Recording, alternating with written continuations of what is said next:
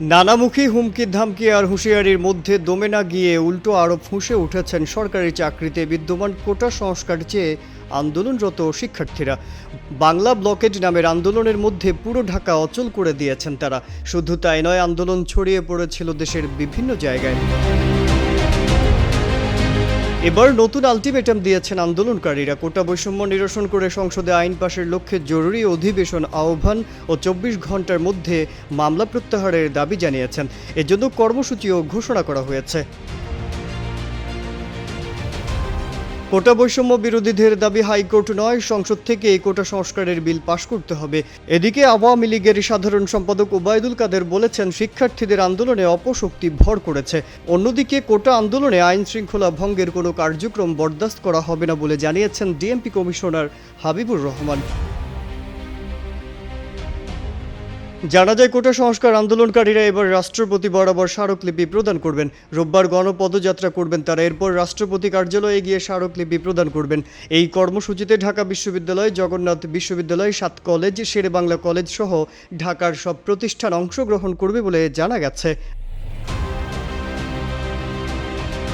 শনিবার ঢাকা বিশ্ববিদ্যালয় কেন্দ্রীয় গ্রন্থাগারের সামনে এই কর্মসূচি ঘোষণা করা হয়েছে।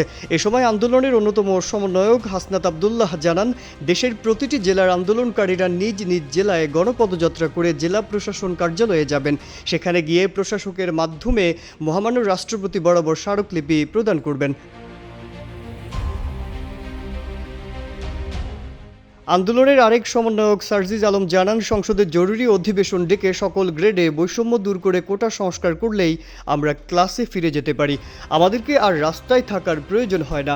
এ সময় আন্দোলনরত শিক্ষার্থীদের নামে যে মামলা করা হয়েছে তাকে মিথ্যে আখ্যা দিয়ে তুলে নেওয়ার জন্য ২৪ ঘন্টার আলটিমেটাম দিয়েছে তারা। এদিকে ২০১৮ সালের অক্টোবরে কোটা বিরোধী আন্দোলন চরম আকার ধারণ করলে সরকার পরিপত্র জারি করে প্রথম ও দ্বিতীয় শ্রেণীর সরকারি চাকরিতে কোটা ব্যবস্থা পুরোপুরি বাতিল করে দেয়।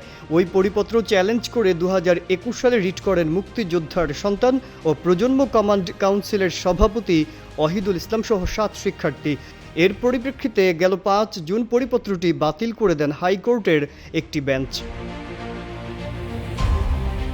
এই রায়ের পর ফুঁসে ওঠেন শিক্ষার্থীরা। তারা কোটা বাতিলের দাবিতে বিভিন্ন কর্মসূচি পালন করেন। গেল ১ জুলাই থেকে ক্লাস পরীক্ষা বর্জন করে জোরালো আন্দোলন চালিয়ে যাচ্ছেন শিক্ষার্থীরা। সবশেষ ১০ জুলাই কোটা নিয়ে হাইকোর্টের রায়ের উপর ৪ সপ্তাহের স্থিতাবস্থা দিয়েছেন আপিল বিভাগ। মাজহারুল আলম, কালের কণ্ঠ।